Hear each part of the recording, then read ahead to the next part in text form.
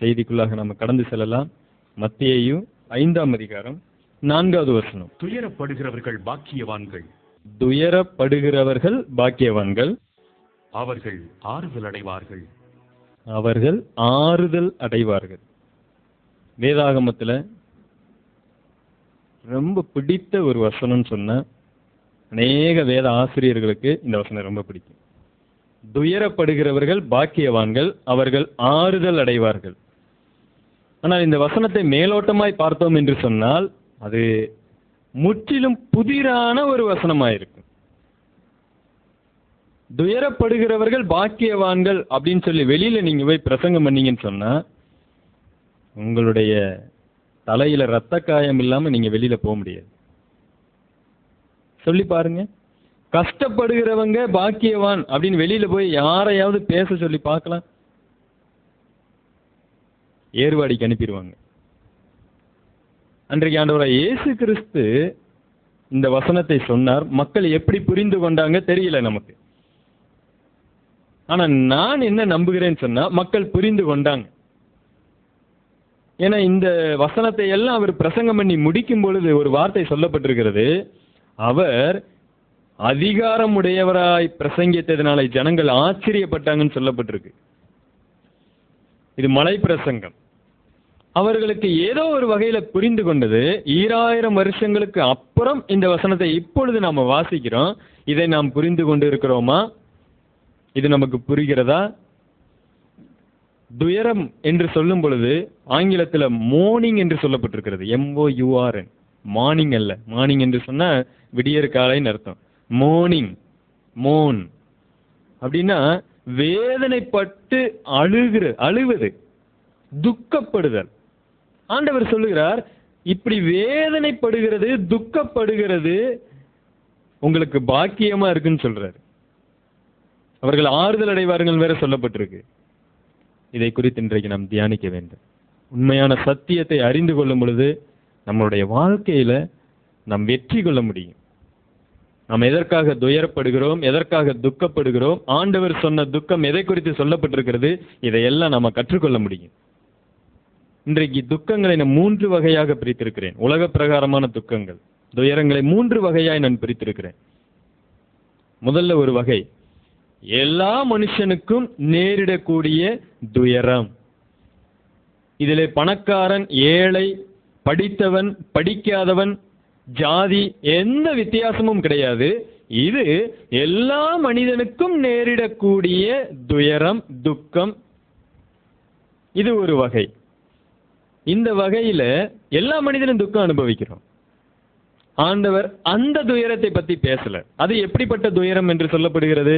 ஒருவேளை நமக்கு பிடித்தமானவங்க இறந்து போனா ஒரு துக்கம் வருகிறது. நம் வாகனத்துல போய் கொண்டிருக்கிறோம், திடீரென்று விபத்து நேரிடுகிறது, 2 கால்களையும் நாம் இழந்து விட்டோம். அப்பொழுது பயங்கரமான ஒரு துக்கம் இருக்கிறது.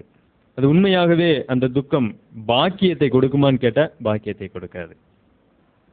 நமக்கு பிரியமானவர்கள் இறந்து போகும் பொழுது ஒரு துக்கம் வருகிறது, அது பாக்கியத்தை கொடுக்குமா? நிச்சயமாய் அது நமக்கு ஒரு பாக்கியத்தை கொடுக்காது, சந்தோஷத்தை கொடுக்காது. பின் ஆண்டவர் துயரப்படுகிறவர்கள் பாக்கியவான்கள் அப்படின்னு சொன்னாரே, அது என்ன மாதிரியான துயரம்? அது எப்படிப்பட்ட துயரம்? அந்த துக்கம் எந்த மனிதன் அடைந்திருக்கிறானோ அவன் பாக்கியசாலி என்று சொல்லப்பட்டிருக்கிறது. 2 கொரிந்தியர் 7ஆம் அதிகாரம் 10வது வசனத்தை வாசிங்க. தேவனுக்கேற்ற துக்கம் பின்பு மனஸ்தாபப்படுகிறதற்கு இடமில்லாமல் ரட்சிப்புக்கு ஏதுவான மனம் திரும்புதலை உண்டாக்குகிறது. தேவனுக்கு ஏற்ற ஒரு துக்கம் மனம் திரும்புதலை உண்டாக்குகிறது. லௌகிக துக்கமோ, லௌகிகன அர்த்தம் உங்களுக்கு தெரியுமா? உலக பிரகாரமான ஒரு துக்கம் மரணத்தை உண்டாக்குகிறது. மரணத்தை உண்டாக்குகிறது.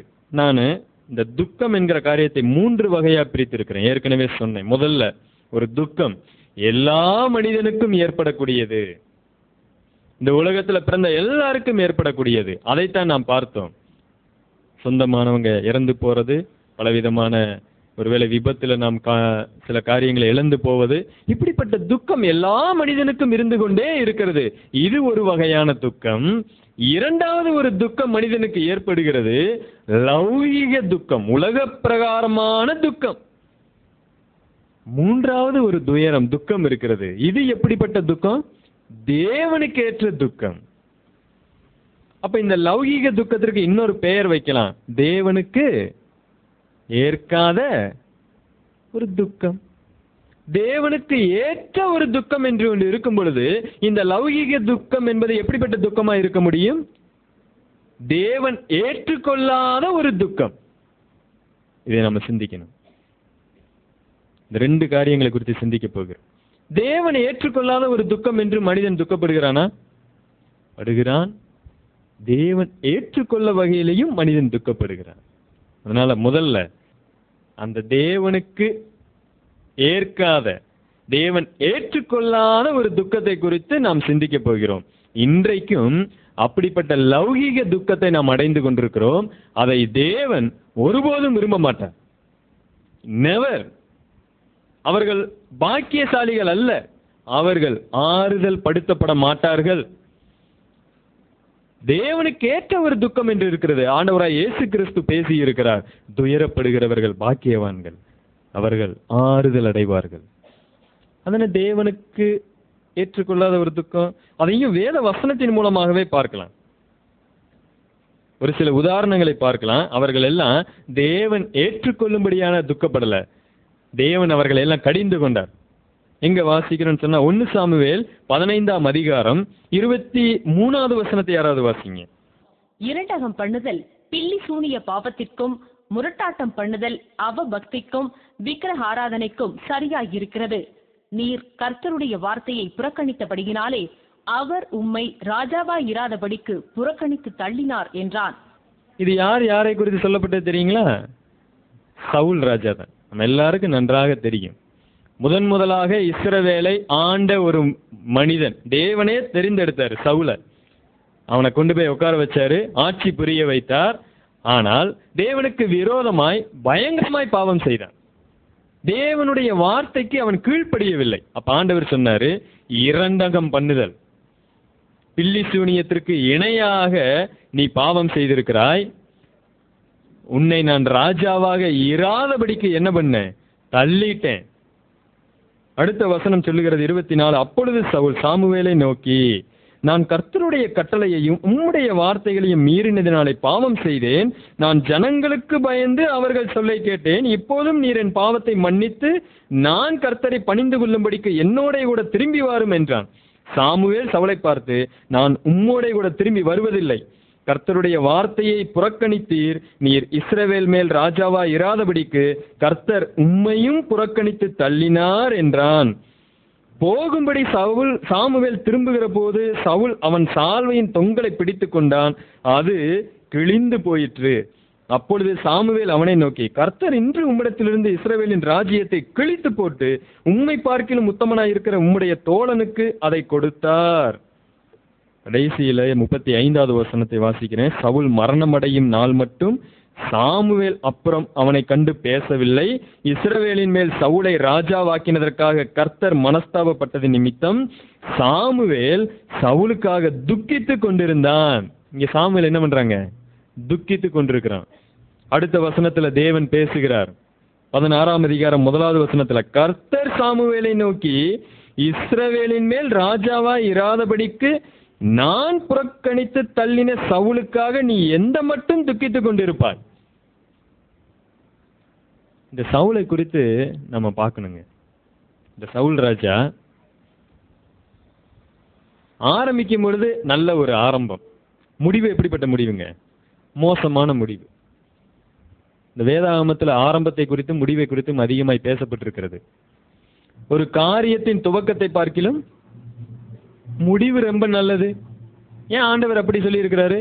ஒருவேளை நீங்க ஒரு வெற்றியுள்ள துவக்கத்தை ஆரம்பித்திருக்கலாம், ஆனா முடிவு மோசமா இருந்தா அது மாதிரி மோசமான ஒரு நஷ்டமான காரியம் எதுவும் கிடையாது. ஒருவேளை நீங்க தோல்வியாக நீங்க ஆரம்பிச்சிருக்கலாம், மோசமான ஒரு துவக்கத்தை கொண்டிருக்கலாம், ஆனா முடிவு எப்படி இருக்கு? வெற்றியா இருக்கிறது. தோற்றமும் ஆரம்பமும் சந்தோஷம், நல்ல ஒரு வெற்றியா இருக்கிறது. முடிவும் வெற்றியா இருக்கிறது, அது இன்னும் சந்தோஷம். ஆக மொத்தத்துல முடிவு என்பது ரொம்ப முக்கியம். இந்த முடிவு என்கிற காரியம் ரொம்ப ரொம்ப ரொம்ப முக்கியம். நான் ஆண்டவர் சொன்னாரு, நீ திருமண வீட்டிற்கு போனாலும் சரி, எங்க போனாலும் யாருடைய வீட்டிற்கு போகணும்? சாவு வீட்டுக்கு போகணும். ஏன்னா எல்லா மனிதனுடைய முடிவு எங்க இருக்கும்? அங்க இருக்கும். முடிவை நாம் தெரிந்து கொள்ளணும். முடிவு எப்படிப்பட்ட முடிவு? இங்கே சவுல் ஆரம்பம் அருமையா இருக்கிறது. அற்பமான ஆரம்பம் அல்ல, அருமையான ஆரம்பம். முடிவு அற்பமான ஒரு முடிவு. ஒரு இடத்துல சவுல் ராஜா சொல்றாரு, சாமுவேல் சவுலை குறித்து ஒரு அழகான ஒரு சாட்சியை சொல்றாரு. ஆண்டவர் சொன்னார் சாமுவேலை பார்த்து, சாமுவேலே நீ போய் தாவீத அபிஷேகம் பண்ணு. அதற்கு சாமுவேல் என்ன தெரியுமா சொன்னாரு? இந்த விஷயம் சவுலுக்கு தெரிந்தா அவன் என்ன செய்வான்? கொன்று போடுவான். சவுலை குறித்து எப்படிப்பட்ட சாட்சி பாத்தீங்களா? சாமுவேல் சொல்றாரு, இந்த சவுலை தேவன் புறக்கணித்து தள்ளினார். அவன் கீழ்ப்படியாமல் போனா, புறக்கணித்து தள்ளினார். அந்த புறக்கணித்து தள்ளப்பட்ட சவுலுக்காக சாமுவேல் என்ன பண்ணிக்கிட்டு இருந்தான்? துக்கப்பட்டு கொண்டிருந்தான். அது தேவனுக்கேற்ற துக்கம் அல்ல. தேவன் ஒரு காரியத்தை செய்திருக்கிறார். அவர் என்ன சொல்லுகிறார்? அவரை குறித்து வேதவசனம் என்ன சொல்லுகிறதுன்னு பார்க்கலாம். அதே 1 சாமுவேல் 15ஆம் அதிகாரம் 29வது வசனத்துல, இஸ்ரவேலின் ஜெயபலமானவர் பொய் சொல்லுகிறதும் இல்லை, தாம் சொன்னதை பற்றி மனஸ்தாபப்படுகிறதும் இல்லை, மனம் மாற அவர் மனுஷன் அல்ல. தேவன் இந்த காரியத்திற்கு என்ன பண்ணல? வருத்தப்படல, துக்கப்படல. ஆனா ஒரு காரியத்திற்காக துக்கப்பட்டாரு தேவன். அதத்தான் எங்க வாசிக்கிறோம்? 35வது வசனத்துல, அந்த 2வது பாகத்துல, இஸ்ரவேலின் மேல் சவுலை ராஜாவாக்கினதற்காக கர்த்தர் என்ன பண்ணாரு? இப்ப சாமுவேல் எதற்காக துக்கப்பட்டிருக்கணும்? அவனை நாம ராஜாவா, அவன் ராஜாவா ஆயிட்டானே அப்படின்னு துக்கப்படல. அவன் விழுந்து போயிட்டானே, தேவன் அவனை தள்ளிட்டாரே, இவ்வளவு பெரிய ராஜாவை தேவன் கீழே தள்ளிட்டாரே, நமக்கு ஒரு ராஜா இல்லையே, இப்படித்தான் துக்கப்பட்டான். அதனாலதான் ஆண்டவர் என்ன சொன்னாரு? எந்த மட்டும் துக்கித்துக் கொண்டிருப்பாய். தேவன் ஒரு சில காரியத்துக்கு துக்கப்படுறாருங்க. ஆதி ஆகமத்துல தேவன் ஒரு காரியத்திற்காக துக்கப்பட்டார். அது வரைக்கும் அவர் துக்கப்படவே இல்லை. எந்த காரியத்துக்கு? மனிதனை படைத்ததற்காக துக்கப்பட்டாரு. மனிதனை தண்டித்ததற்காக எங்கேயாவது அவர் துக்கப்பட்டாரா? இல்லைங்க. எங்கேயுமே அவர் அப்படி துக்கப்படவே இல்லை. நோவா காலத்துல எல்லா உயிரினத்தையும் ஆண்டவர் வெள்ளத்தால அடித்தாரு. துக்கப்பட்டாரான்னு கேட்டா துக்கப்படல. ஆனால் மனிதனை படைத்ததற்காக துக்கப்பட்டாரு. இங்கே சவுலை ராஜாவாக ஏற்படுத்தினதற்காக அவர் துக்கப்பட்டாரு. சவுலை கீழே தள்ளினதற்காக அவர் மனஸ்தாபப்படல, துக்கப்படல. ஆனா சாமுவேல் சவுலை தள்ளி விட்டதற்காக துக்கப்பட்டு கொண்டிருந்தார். ஒரு 2 வாரத்திற்கு முன்பதாக எனக்கு ஒரு தொலைபேசியில் ஒரு செய்தி வந்தது. அப்ப சபை, எனக்கு தெரிந்த நண்பர் திருச்சி பகுதியில் சபையை வைத்துக் கொண்டிருந்தாரு. அவர் என்னை கூப்பிட்டார். இந்த மாதிரி ஒரு சகோதரர் எங்களுடைய சபையில முக்கியமான பொறுப்புல இருந்தவர், அவருடைய மகன் பயங்கரமான பாவம் செஞ்சிட்டான். பயங்கரமான பாவம். எங்களால என்ன பண்றதுன்னு தெரியல. அந்த மகனை இதற்கு முன்பதாக பலமுறை நாங்கள் எச்சரித்தோம், கேட்கல. கடைசியில நாங்கள் அவரை நீ சபைக்கு வரக்கூடாது, சபையின் சாட்சிக்கு கேடு, மற்றவர்களையும் பாதிக்கும் சொல்லி அவரை நாங்க வர வேணான்னு சொல்லிட்டோம். ஆனா அவங்க அப்பா ஒரு மூத்தவர், அதிக காலமாய் சபைக்கு வந்து கொண்டிருந்தவர், அவர் இந்த காரியத்தை பொறுத்து கொள்ள முடியல.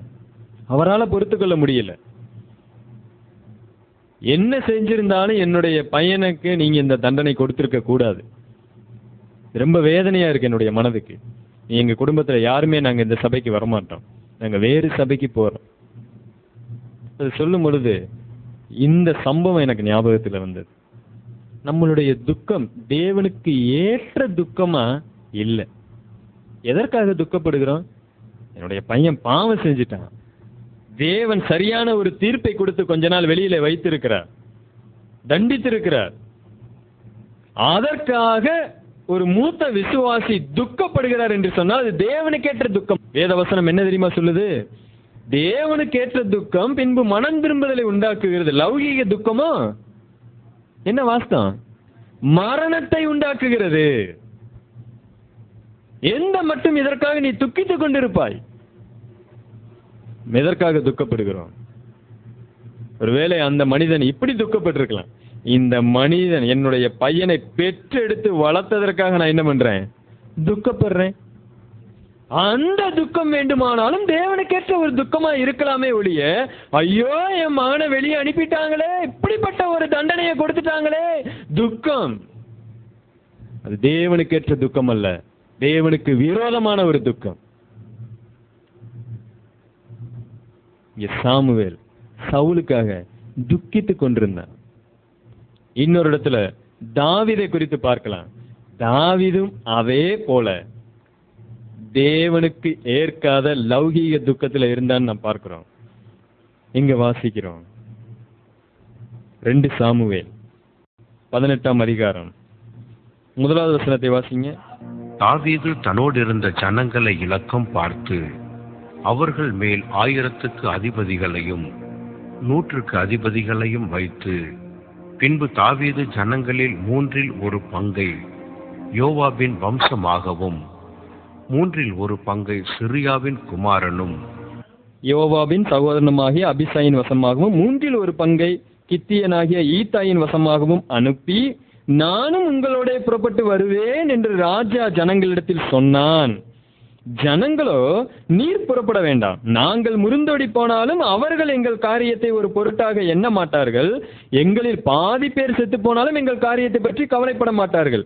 நீரோ எங்களில் 10,000 பேருக்கு சரி, நீர் பட்டணத்தில் இருந்து கொண்டு எங்களுக்கு உதவி செய்கிறது எங்களுக்கு நலமாயிருக்கும் என்றார்கள். இது எதற்காக நாம் அதை வாசிக்கிறோம்? நிறைய பேருக்கு தெரியாதுங்க. தாவீது சவுலுக்கு பின்பதாக ராஜாவாக ஏற்படுத்தப்பட்டாச்சு. நாட்கள் சென்றது. நிம்மதியான ஒரு வாழ்க்கை, தேவனுக்கு பிரியமா வாழ்ந்து கொண்டிருந்தான். அந்த சமயத்துல தாவீதுக்கு பிறந்த ஒரு மகன், அவன் பெயர் என்ன தெரியுங்களா? அப்சலோம். இந்த அப்சலோம் தேவனுக்கு பிரியமில்லாதவன், மிகவும் மோசமானவன். ஒருபோதும் தேவனுடைய காரியத்துல அக்கறை காட்டாதவன். அவன் என்ன தெரியுமா செஞ்சான்? தாவீதுக்கு விரோதமாகவே ஒரு சில கூட்டத்தை கூட்டினான். மனுஷன் எல்லாம் கூடிக்கிட்டாங்க, வந்தாங்க, எங்க அப்பாவையே நான் எதிர்க்க போகிறேன். அதே மாதிரி திடீரென்று ஒரு நாள் பெரிய படை இஸ்ரவேல் தேசத்தை, எருசலேமை சுற்றி கொண்டது. தாவீதுக்கு என்ன பண்றதுன்னு தெரியல. தன்னுடைய சொந்த மகனே எனக்கு எதிராக வந்துட்டான். தாவீதும் அவனோடு இருந்த போர்ச்சேவர்கள், தாவீதை நேசித்தவர்கள், இவங்க எல்லாம் காட்டுக்குள்ள ஓடி போயிட்டாங்க. என்ன பண்ண முடியும்? ஒன்னும் பண்ண முடியல. இப்போ எருசலேமை சிறைபிடித்து அப்சலோம் அரசாண்டு கொண்டிருக்கிறான். அந்த சமயத்துல தேவனுடைய வாக்கின்படி அப்சலோமுக்கு எதிராக போர் தொடுப்பதற்காக, அப்சலோமிடமிருந்து ஆட்சியை பறிப்பதற்காக ஜனங்கள் எல்லாம் திட்டம் தீட்டுறாங்க, தாவீதோடு கூட சேர்ந்து.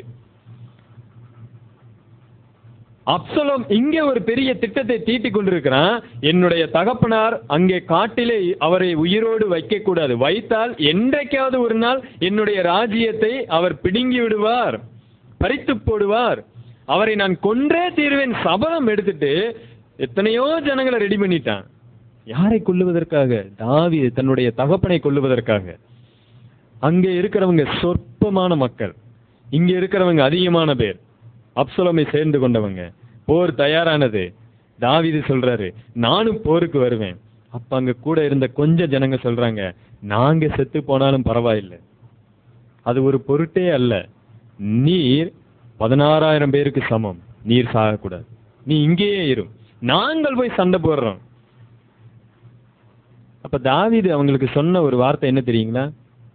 எனக்கு ரொம்ப கடினமா வேதனை அளிக்கக்கூடிய ஒரு வார்த்தை. யோவாபையும் மற்றவங்களையும் கூப்பிட்டு, எல்லாம் சரிதான், யுத்தம்லாம் நீங்க செய்யுங்க, ஆனா என் பையனை மட்டும் என்ன பண்ணாதீங்க, தொட்டுறாதீங்கப்பா. அவன் யாரு? என் பையன்.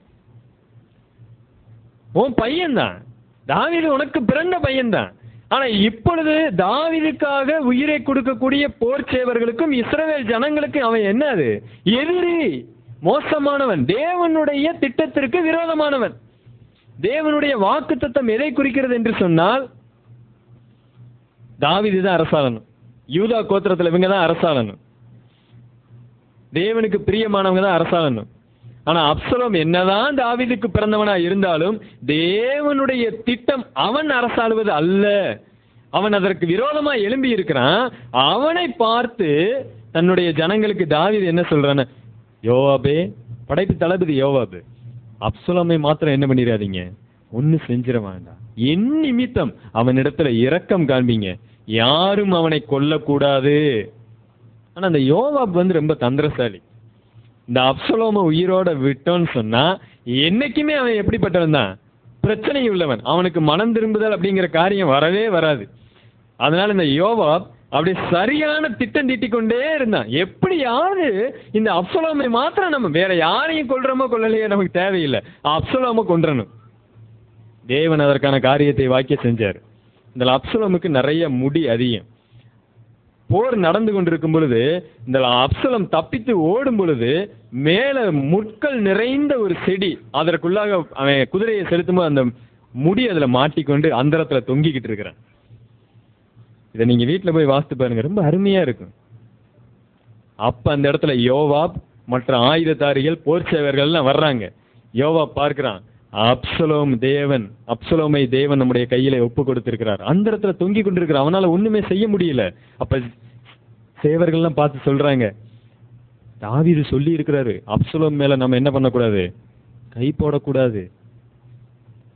யோவாப் சொன்ன, அதை நான் பார்த்து கொள்ளுகிறேன். அவனை அடித்து கொன்றான். அந்த முள்ளிலே மாட்டி இருக்கும் போதே அடித்து அவனை கொன்று அந்த செய்திய தாவீதுக்கு அங்க அனுப்பியாச்சு. செய்தி கொண்டு வர்றாங்க. தாவீது பார்க்கிறான். அவன் வீட்டுல உட்கார்ந்து இருக்கும் பொழுது வந்து சொல்லும் பொழுது அவனுக்கு மனது ரொம்ப வேதனையா இருந்தது. எங்க நம்ம வாசிக்கிறோம், 18ஆம் அதிகாரம் 33வது வசனம். அப்பொழுது ராஜா, அதாவது 2 சாமுவேல் 18:33, அப்பொழுது ராஜா மிகவும் கலங்கி கெவுனி வாசலின் மேல் வீட்டிற்குள் ஏறி போய் அழுதான். அவன் ஏறி போகையில், என் மகனாகிய அப்சலோமே, என் மகனே, என் மகனாகிய அப்சலோமே, நான் உனக்கு பதிலாக செத்தேனானால் நலமாயிருக்கும். அப்சலோமே, என் மகனே, என் மகனே என்று சொல்லி அழுதான். அடுத்த வசனம் 19ஆம் அதிகாரம் 1வது வசனம். இதோ ராஜா அப்சலோமுக்காக அழுது புலம்புகிறார் என்று யோவாபுக்கு அறிவிக்கப்பட்டது. ராஜா தம்முடைய குமாரனுக்காக மனம் நொந்திருக்கிறார் என்று அன்றைய தினம் ஜனங்கள் கேள்விப்பட்டார்கள். அது நிமித்தம் அன்றைய தினம் அந்த ஜெயம் ஜனத்திற்கெல்லாம் துக்கமாய் மாறிற்று. இது தேவன் கொடுத்த ஜெயங்க. ஆனா ஜனங்களுக்கு எப்படி ஆயிருச்சு? துக்கமா போச்சு. இந்த அப்சலோம் தேவனுக்கு விரோதி, இஸ்ரவேல் ஜனங்களுக்கு விரோதி, தாவீதுக்கு விரோதி. ஒருவேளை மகனா இருக்கலாம். ஆனா இந்த ஜெயத்தை யார் கட்டளையிட்டு இருக்கிறா?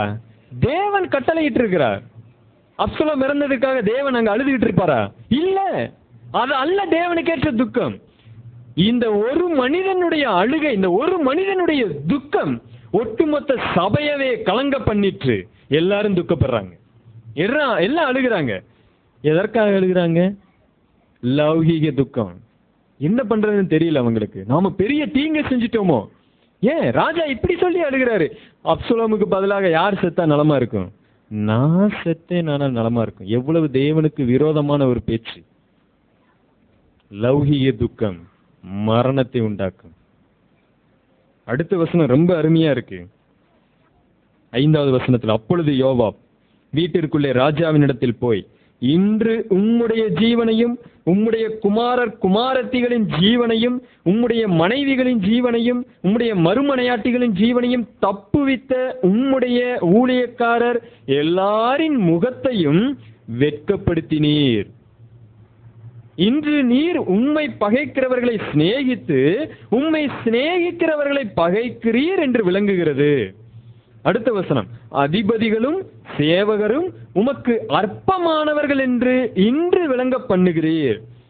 அப்சலோம் உயிரோடு இருந்து நாங்கள் அனைவரும் இன்று செத்து போனால் அப்பொழுது உம்முடைய பார்வைக்கு நலமாயிருக்கும் என்று இன்று அறிந்து கொண்டேன்.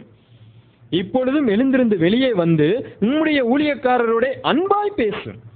நீர் வெளியே வராதிருந்தால் இன்று இரவு ஒருவரும் உம்மோட தங்கி இருப்பதில்லை என்று கர்த்தர் மேல் ஆணையிடுகிறேன். அப்பொழுது உம்முடைய சிறு வயது முதல் இதுவரைக்கும் உமக்கு நேரிட்ட எல்லா தீமையை பார்க்கிலும் அது உமக்கு அதிக தீமையா இருக்கும் என்றான். இந்த இஸ்ரவேல் ராஜா தாவீது யார்கிட்ட அறிவுரை வாங்கி கொண்டிருக்கிறான் தெரியுங்களா? படை தளபதி யோவாபு கிட்ட. இது எவ்வளவு மோசமான ஒரு காரியம். இயேசு கிறிஸ்துவை குறித்து தீர்க்க தரிசனம் சொன்னவன் தாவீது. கர்த்தருடைய இருதயத்திற்கு பிரியமானவன் யாரு? தாவீது. இவ்வளவு காரியத்தையும் செய்த தாவீது இன்றைக்கு அற்பமா எண்ணப்பட்ட யோவாபின் மூலமாக ஆலோசனையை பெற்றுக் கொண்டிருக்கிறான். இன்றைக்கு நாம் அடைகிற துக்கம் தேவனுக்கு ஏற்ற ஒரு துக்கமா, தேவன் விரோதிக்கக்கூடிய ஒரு துக்கத்தை நாம் அடைந்து கொண்டிருக்கிறோமா? தாவீது அவனை நேசிக்கிறவர்களை எல்லாம் வெறுத்து போடும்படியாய் தன்னுடைய மகனை நேசித்தான். அன்னைக்கு ஆசாரியன் ஏலி தன்னுடைய மகனை அதிகமாய் நேசித்தான். ஜனங்களை மறைமுகமாக வெறுத்து கொண்டிருந்தான். தேவனுக்கு ஏற்ற துக்கம் அல்ல அது. முதல் ஆசாரியன் யாருங்க? பிரதான ஆசாரியன். முதல் பிரதான ஆசாரியன் யாருங்க? இயேசு கிறிஸ்து அல்ல, வேற மனிதர்கள்ல ஆரோன். முதல் பிரதான ஆசாரியனுடைய ஆரோன், அவனுடைய பிள்ளைகள் தொடர்ந்து என்னவா மாறிட்டே வரணும், ஆசாரியர்களா இருந்து கொண்டே வரணும். அப்ப இந்த பிரதான ஆசாரியனாகிய ஆரோன் அங்கு தேவனுக்கு பணிவிடை செய்து கொண்டிருந்தான். அவனுடைய பிள்ளைகள் அவர்களும் அங்கு பிரதான ஆசாரியர்கள் ஆவதற்கான ஆயத்த வேலைகளில் ஈடுபட்டு கொண்டிருந்தாங்க. அப்ப வேத வசனம் என்ன தெரியுமா சொல்லுது? பழைய ஏற்பாட்டு காலத்துல இந்த ஆரோனுடைய 2 பசங்களும் தேவனுக்கு பிரியமில்லாத ஒரு காரியத்தை அந்த ஆசரிப்பு கூடாரத்துல செஞ்சாங்க. அந்த நிமிஷமே அக்கினி புறப்பட்டு அந்த 2 பேரையும் பட்சித்து போட்டதுன்னு போட்டிருக்கு. 2 மகங்களும் செத்து விழுந்து கிடக்குறாங்க தேவனுடைய சமூகத்துல. இங்க ஆரோன் பார்த்து கொண்டிருக்கிறாரு. ஆரோன் பார்க்கும்போது தேவனுடைய கட்டளை வந்தது, உன்னுடைய குமாரனுக்காக நீ என்ன பண்ணக்கூடாது? துக்கித்து அழக்கூடாது. எவ்வளவு பயங்கரமான ஒரு விஷயம். ஏன் துக்கித்து அழுதா என்ன பாவமா? பாவம். அந்த குமாரனுக்காக தேவன் அழுதிருப்பாரா? தேவன் தண்டித்து போட்ட, அவங்க பாவம் செஞ்சாங்க, பயங்கரமான பாவம். உன் மகனா கூட இருக்கலாம், நீ அழுக கூடாது. நம்முடைய வீட்டுல நம்முடைய பிள்ளைகள், நம்முடைய தகப்பன், நம்முடைய சொந்தக்காரங்க செய்கிற தவறு, அதனாலே கிடைத்த தண்டனை நமக்கு துக்கத்தை ஏற்படுத்துகிறதா? அந்த துக்கம் தேவனுக்கேற்ற துக்கம் அல்ல. ஒருபோதும் அது தேவனுக்கேற்ற துக்கம் அல்ல. தாவீதுடைய வாழ்க்கையில பார்க்கிறோம், அப்சலோமுடைய வாழ்க்கையில பார்த்தோம், ஏன் சாமுவேலுடைய வாழ்க்கையில கூட பார்த்தோம். இவர்கள் எல்லாம் தேவனுக்கேற்ற துக்கம் அடையவில்லை. அப்ப தேவனுக்கேற்ற துக்கம் அடையக்கூடிய துக்கம் எப்படிப்பட்ட துக்கமா இருக்கும்? ரொம்ப சந்தோஷமா இருக்கும், ரொம்ப அருமையா இருக்கும். அந்த துக்கத்தை குறித்து நாம் பார்க்க போகிறோம். ஆதியாகமம் 22ஆம் அதிகாரம். ஆதியாகமம் 22ஆம் அதிகாரம் 1வது வசனத்தை வாசிங்க. இங்க தேவன் ஒரு காரியத்தை ஆபிரகாமுக்கு சொல்லுகிறார். நம்ம எல்லாருக்கும் நன்றாக தெரிந்த ஒரு காரியம். உனக்கு பிறந்த உன்னுடைய ஏக சுதன் ஈசாக்கை எனக்கு பலியிடு. இந்த வார்த்தையை கேட்ட மாத்திரத்துல ஆபிரகாம் சந்தோஷப்பட்டிருப்பாரா துக்கப்பட்டிருப்பாரான்னு கேட்டா நம்ம எல்லாருக்கும் நன்றாக தெரியும், துக்கப்பட்டிருப்பாரு. இது இயற்கையாகவே எல்லா மனிதனுக்கும் நேரிடக்கூடிய ஒரு துக்கம். ஆனால் அந்த துயரம், துக்கம் எப்படிப்பட்ட துக்கமா இருந்தது என்பதை நாம் பார்க்க போகிறோம். சரியான இடத்திற்கு வந்து சேர்ந்தாங்க.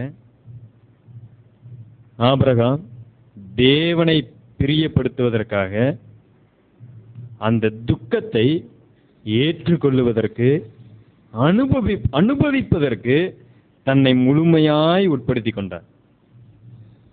இது நிச்சயமாய் துக்கமான சம்பவம். இது ஒருபோதும் சந்தோஷம் இருக்காது. ஆனாலும் கூட அந்த இடத்துல தேவனுக்காக இந்த துக்கத்தை என்னால் ஏற்றுக்கொள்ள முடியும் என்கிற ஒரு பக்குவத்திற்குள்ளாக ஆபிரகாம் செல்லுவதை பார்க்க முடிகிறது. தேவன் அந்த துக்கத்தை பார்க்கிறார். இதை அநேக விஷயங்களுக்கு ஒப்பிட்டு நம்ம சொல்ல முடியும். நம்மளுடைய பொன்னான நேரங்கள், நம்மளுடைய விலையேற பெற்ற நம்ம நேசிக்கிற அதிகமான காரியங்கள், இதையெல்லாம் தேவனுக்காக கொடுக்கும்போது ஒரு சின்ன துக்கம் மனதில் வரும். ஒரு வாலிபன் தன்னுடைய வாழ்க்கையை முழுமையாய் அப்படியே தேவனுக்கு கொடுக்கிறான். ஆனா அவன் மாம்சம் என்பதோ பாவ மாம்சம். அவனுக்கு எது விருப்பமா இருக்குன்னு சொன்னு கேட்டா, இந்த உலகத்துல சுற்றி திரியணும், நண்பர்களோடு ஜாலியா பழகணும், அங்க போய் சுத்தணும், இங்க வரணும், சினிமாவுக்கு போகணும், பாடல் கேட்கணும், இதெல்லாம் மனதிற்கு சந்தோஷமா இருக்கிறது. ஏன்? இந்த மாம்சம் அதை விரும்புகிறது. இந்த நேரத்தில் அவன் தேவனுக்கு இவற்றையெல்லாம் விட்டு ஒரு துக்கம், நிச்சயமாய் துக்கம் இருக்கு. பல ஆண்டுகளாக போதை பழக்கத்திற்கு கூட சிலர் அடிமையா இருக்க முடியும். அதை விடும் பொழுது ஒரு துக்கம். ஆனா இந்த துக்கத்தை தேவன் நேசிக்கிறார். யாருக்காக? தேவனுக்காக. இயேசு கிறிஸ்து சொன்ன வார்த்தை, இப்படிப்பட்ட துக்கம் அடைகிறவங்க பின்னாடி என்ன பண்ணப்படுவாங்க? ஆறுதல் அடைவாங்க. இங்க ஆபிரகாமுடைய வாழ்க்கையில பார்க்கிறோம். அந்த ஈசாக்கு கேட்கிறான், அப்பா எல்லாத்தையும் எடுத்துட்டு வந்தீங்க, எல்லாத்தையும் எடுத்துட்டு வந்தீங்க, நல்லதுதான். ஆனா எதை மாத்திரம் கொண்டு வரல? ஆட்டுக்குட்டியை மாத்திரம் நீங்க விட்டுட்டு வந்துட்டீங்கன்னு சொன்ன மாத்திரத்துல ஆபிரகாம் ஒரே ஒரு வார்த்தையை சொன்னார், கர்த்தர் பார்த்து கொள்ளுவார். தேவன் பார்த்து கொண்டாரா? பார்த்து கொண்டார். ஆபிரகாமுக்கு இது மாதிரியான ஒரு ஆறுதலான விஷயம் உலகத்துல எங்கேயுமே இருந்திருக்காது. அப்படிப்பட்ட ஆறுதலான விஷயம். அந்த இடத்துல ஒரு வசனம் வாசிக்கிறோம். ஆதியாகமம் 22ஆம் அதிகாரம் 13வது வசனத்தை வாசிங்க.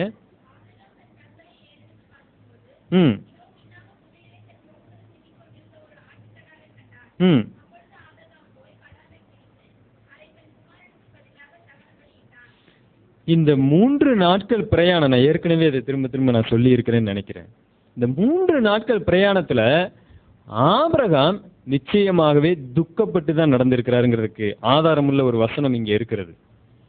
அவன் போறான், தன்னுடைய மகனை கொல்லும் போது ஆண்டவர் சொல்லுகிறார், நிறுத்து, உன் மகனை கொல்லாத. அங்கே ஒரு ஆடு புதரிலே சிக்கி கொண்டிருக்கிறது, அதை கொண்டு வந்து நீ பலியிடு அப்படின்னு சொல்லும் பொழுது 14வது வசனம் சொல்லுது, ஆபிரகாம் அந்த இடத்துக்கு யெகோவா ஈரே என்று பெயரிட்டான். அதனாலே கர்த்தருடைய பர்வதத்திலே பார்த்து கொள்ளப்படும் என்று இந்நாள் வரைக்கும் சொல்லப்பட்டு வருகிறது. யெகோவா ஈரேங்கிற வார்த்தை, எபிரேய வார்த்தைக்கு என்ன அர்த்தம்னு சொன்னா, கர்த்தருடைய பர்வதத்துல கர்த்தர் பார்த்து கொள்ளுவார், எல்லா விஷயத்தையும் அவர் பார்த்து கொள்ளுவார். தன்னுடைய குமாரன் கேட்டான், அப்பா ஆடு நீங்க கொண்டு வரலன்னு சொன்ன உடனே ஆபிரகாம் என்ன சொன்னாரு? கர்த்தர் பார்த்து கொள்ளுவாரியா? வேதனை மனதுல அவரை ஆற்றி தேற்றின ஒரே ஒரு வசனம், அவருக்கு மனதில் தோன்றினதெல்லாம் கர்த்தர் பார்த்து கொள்ளுவார், கர்த்தர் பார்த்து கொள்ளுவார். இந்த துக்கத்தை கூட அவரால் மாற்ற முடியும், ஆறுதல் செய்ய முடியும். என் மகனை பலியிடுவது எனக்கு துக்கம் தான், ஆனாலும் அதை ஆறுதலாய் அவரால் மாற்ற முடியும். கர்த்தர் பார்த்து கொள்ளுவார், பார்த்து கொள்ளுவார். இதையே சொல்லிக்கிட்டு வர்றாரு. 3 நாளா நடந்துட்டு வர்றாரு. தம் பையன் கேட்கும் போதும் அதே தாரக சொல்லுகிறாரு, கர்த்தர் பார்த்து கொள்ளுவார், நீ வா. கர்த்தர் பார்த்து கொண்டார். அந்த நிமிஷத்திலே அந்த பலிபீடத்துக்கு ஒரு பெயரை வைக்கிறார், யெகோவா ஈரே. தேவனுக்கு ஏற்ற ஒரு துக்கம், தேவனுக்காக ஒரு துக்கம். நம்முடையதை இழக்கும் பொழுது, தேவனுக்காக இழக்கும் போது, தேவனுக்காக நம்ம எதையும் இழப்பதற்கு, துக்கப்படுவதற்கு தயாராகவே இல்லை. நாம தாவீது, அப்சலோம், சாமுவேல் எல்லாரையும் நம்ம பார்க்கிறோம். தேவன் எதை ஏற்றுக்கொள்ளவில்லையோ, தேவன் ஏற்றுக்கொள்ளாத ஒரு துக்கத்தை அவர்கள் அடைந்து கொண்டிருந்தாங்க. இந்த துக்கம் நமக்கு என்னைக்குமே பின்னாடி சந்தோஷத்தை உண்டாக்கும், நமக்கு ஆறுதலை உண்டாக்கும். சில சமயங்களில் விசுவாசிகள் பாவம் செய்யும் பொழுது துக்கப்படுவாங்க. தாவீது ஒரு முறை துக்கப்பட்டார். பயங்கரமான பாவம் செஞ்சார். அவர் எழுதின சங்கீதம் 51 சொல்லப்பட்டிருக்கு, தேவனுக்கு விரோதமாக நான் பாவம் செஞ்சேன். அவர் ஏன் துக்கப்பட்டாரு? கையுங்களவுமா தேவன் பிடிச்சிட்டாரே அப்படின்னு துக்கப்பட்டாரா? இல்லைங்க. இவ்வளவு பெரிய பாதக செயலை நான் தேவனுக்கு முன்பதாக செஞ்சிட்டேன்னு சொல்லி துக்கப்பட்டாருங்க. என் தேவனுக்கு விரோதமா நான் பாவம் செஞ்சுட்டேனே. துக்கம் பின்னாடி ஆறுதலாய் மாறிற்று. பாவம் செய்யும் பொழுது நம்ம துக்கப்படுகிறோமா? தேவனுக்கு ஏற்ற ஒரு துக்கம் அது. பாவம் செய்கிறவரை தேவன் பார்க்கிறார். அதற்கப்புறம் மனம் திரும்புவதற்கு முன்னாக ஒரு படி இருக்கிறது, துக்கம், வேதனை. தேவனுக்கு விரோதமா நான் பாவம் செஞ்சிட்டேனே. தேவனுக்காக சில காரியங்களை இழக்கும் பொழுது ஒரு துக்கம் வருகிறது. அது தேவனுக்கு ஏற்ற துக்கம். தேவனுக்கு விரோதமாய் பாவம் செய்யும் பொழுது ஒரு துக்கம் வருகிறது. அதுவும் தேவனுக்கு ஏற்ற ஒரு துக்கம். தேவனுடைய காரியங்களில் ஒரு துக்கம் வருகிறது. அது என்னன்னு இப்ப வாசிக்க போகிறோம். எனக்கு நேரம் அதிகமா இல்ல. சங்கீதம் 119, 136 வாசிங்க. சங்கீதம் 119, 136. உம்முடைய வேதத்தை மனுஷர் காத்து நடவாதபடியால் என் கண்களில் இருந்து நீர் தாரைகள் ஓடுகிறது. கண்ணீர் சும்மாவா வரும்? இல்லைங்க. உள்ளத்துல என்ன இருக்கு? துக்கம். இவர் யாருக்காக வேதனைப்படுறாரு? தனக்காக வேதனைப்படுறாரா? தன் சொந்த குடும்பத்திற்காக வேதனைப்படுறாரா? இல்ல. ஆண்டவரே, உம்முடைய வேத வசனத்தை ஜனங்கள் காத்து நடக்காம இருக்கிறாங்க, என்னுடைய கண்களில் தண்ணீர் வருகிறது. தேவனுக்கு ஏற்ற ஒரு துக்கம். எவ்வளவு அருமையான ஒரு துக்கம். ஆண்டவர் சொன்னாரு, துயரப்படுகிறவர்கள் பாக்கியவான்கள். இப்படிப்பட்ட துயரப்படுகிறவர்கள் பாக்கியம் செஞ்சவங்க, தேவனுடைய பார்வையிலே பேரு பெற்றவர்கள். அவர்கள் ஆறுதல் அடைவார்கள். துயரத்திற்கு நேர் எதிர்ப்பதம் என்னங்க? சந்தோஷம்தான். அவர்கள் சந்தோஷம் அடைவார்கள் ஆண்டவர் சொல்லல. என்ன சொன்னாரு? ஆறுதல் அடைவாங்க. சில சமயத்துல ஆண்டவர் எல்லா துயரத்திற்கும் சந்தோஷத்தை பிரதிபலனா தருவதில்லை. எதை பிரதிபலனா தர்றாரு? ஆறுதலை மாத்திரம்தான் பிரதிபலனா தர்றாரு. ஆண்டவர் தெளிவாக எழுதி வைத்திருக்கிறார், ஆறுதலை அளிக்கக்கூடிய தேவன். இந்த துக்கம் அப்படியே இருக்கும், ஆனா ஆறுதல். 2 கொரிந்தியர் 7ஆம் அதிகாரம், ரொம்ப அருமையான வசனம். அப்போஸ்தலனாகிய பவுல் எழுதின 2 கொரிந்தியர் 7:6 நான் வாசிக்கிறேன். ஆகிலும் சிறுமைப்பட்டவர்களுக்கு ஆறுதல் செய்கிற தேவன் தீத்து வந்ததினாலே எங்களுக்கு ஆறுதல் செய்தார். அவன் வந்ததினாலே மாத்திரமல்ல, உங்கள் வாஞ்சையையும் உங்கள் துக்கிப்பையும் என்னை பற்றி உங்களுக்கு உண்டான பக்தி வைராக்கியத்தையும் அவன் கண்டு உங்களால் அடைந்த ஆறுதலை தெரியப்படுத்தினதினாலும் நானும் ஆறுதல் அடைந்து அதிகமாய் சந்தோஷப்பட்டேன். இந்த தீத்து கொரிந்து சபைக்கு அப்போஸ்தலனாகிய பவுலால் அனுப்பப்பட்டிருக்கிறாருங்க. இந்த தீத்து எதற்காக அனுப்பப்பட்டாருன்னு சொன்னா, இதற்கு முன்பதாக கொரிந்து சபையில ஒரு பாவம் இருந்தது. ஒரு மனிதன் பயங்கரமான பாவத்தை செய்து கொண்டிருந்தான். இவங்க எல்லாம் அந்த பாவத்தை செஞ்சவனை கண்டிக்கவும் இல்லை, அவனை சபையை விட்டு வெளியே துரத்தவும் இல்லை. அவன் தானே பாவம் செய்யறான், சரி செஞ்சுட்டு போறான். நாங்க தேவனுக்கு முன்பதாக எப்படி இருக்கிறோம்? நாங்க பக்தியா இருக்கிறோம். வீட்டுல போய் வாசித்து பாருங்க, 1 கொரிந்தியர் 5ஆம் அதிகாரத்துல அந்த பாவம் இருக்கிறது. அப்ப அப்போஸ்தலனாகிய பவுலுக்கு அந்த விஷயம் தெரிய வந்தது. அவர் வேறு இடத்துல பல மைல் தள்ளி இருக்கிறாரு, பல நாள் பிரயாணம். அவரால் என்ன செய்யறதுன்னு தெரியல. தீத்துக்கிட்ட ஒரு கடிதத்தை எழுதி கொடுத்து அனுப்புறாரு. இப்படிப்பட்ட பாவம் செய்தவன் சபையில இருக்கக்கூடாது, அவனை வெளியே அனுப்பிடுங்க, அவனை வெளியே அனுப்பிடுங்க சொன்ன மாத்திரத்துல அங்க ஒரு பெரிய ரிவைவல் உண்டாயிருச்சு. மக்கள் எல்லாம் ஐயோ இப்படிப்பட்ட பாவம் செய்தவனையா நாங்க உள்ள வச்சிருக்கிறோம் சொல்லி என்ன பண்ணாங்க? வேதனை அடைந்தாங்க, துக்கப்பட்டாங்க. அப்ப தீத்து திரும்பவும் அப்போஸ்தலனாகிய பவுல்கிட்ட சொன்ன காரியத்தை தான் 7வது வசனத்துல நாம இப்ப வாசித்தோம். இப்ப வாசிக்கிறவங்களுக்கு நல்லா புரியும். அவன் வந்ததினாலே மாத்திரமல்ல, உங்கள் வாஞ்சையையும் உங்கள் துக்கிப்பையும். அவன் என்ன சொன்னா, அவங்க வாஞ்சையா இருக்கிறாங்க, நீங்க எழுதின கடிதத்திற்காக அவங்க என்ன பண்ணாங்க, உண்மையிலே வேதனைப்பட்டாங்க. இந்த இடத்துல நீங்க துக்கப்பட்டது சந்தோஷம் எழுதுறாரா மோசம் எழுதுறாரா? சந்தோஷம். இந்த துக்கம் எப்படிப்பட்ட துக்கம் தெரியுங்களா? தேவனுக்கேற்ற துக்கம்.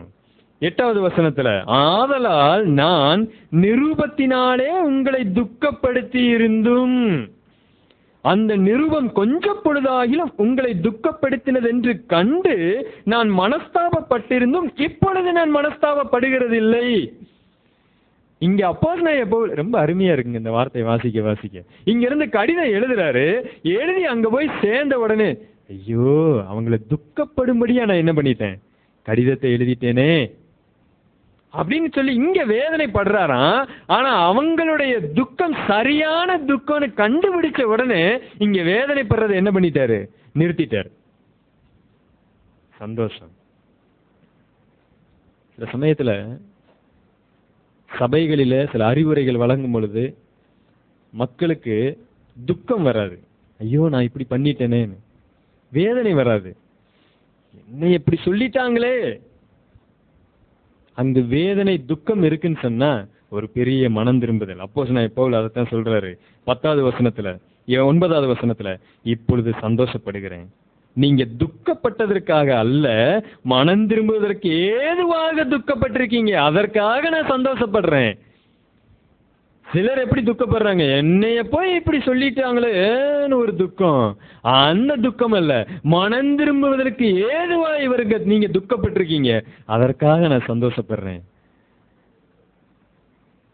நீங்கள் ஒன்றிலும் எங்களால் நஷ்டப்படாதபடிக்கு தேவனுக்கேற்ற துக்கம் அடைந்தீர்களே. தேவனுக்கேற்ற துக்கம் பின்பு மனஸ்தாபப்படுகிறதற்கு இடமில்லாமல் ரட்சிப்புக்கு ஏதுவான மனம் திரும்புதலை உண்டாக்குகிறது. லௌகீக துக்கமோ மரணத்தை உண்டாக்குகிறது. இப்பதான் இந்த வசனத்துக்கு உண்மையான அர்த்தமே நமக்கு புரியுது. கருமையானவர்களே, நம்மால 2 வகையில துக்கப்பட முடியும். உலக பிரகாரமாய் துக்கப்பட முடியும், தேவனுக்கேற்ற ஒரு துக்கம் அடைய முடியும். ஆண்டவர் இயேசு கிறிஸ்து சொன்னது, துயரப்படுகிறவர்கள் பாக்கியவான்கள். இது எப்படிப்பட்ட துயரம்? தேவனுக்கேற்ற ஒரு துயரம். தேவனுடைய காரியங்களை நான் அசட்டையா இருந்துட்டேனே, தேவனுக்கு விரோதமாய் நான் பாவம் செய்திருக்கிறேனே, ஐயோ என்னுடைய தேவனுக்கு விரோதமா நான் செய்திருக்கிறேனே. துக்கம் மனதை அதிகமாய் போட்டு வாட்டுகிறது. தேவன் அங்கு பார்த்து சந்தோஷமா இருக்கிறார், என்னுடைய பிள்ளை. நான் எதற்கெல்லாம் துக்கப்படுகிறேனோ அதற்கெல்லாம் அவனும் துக்கப்படுகிறான்.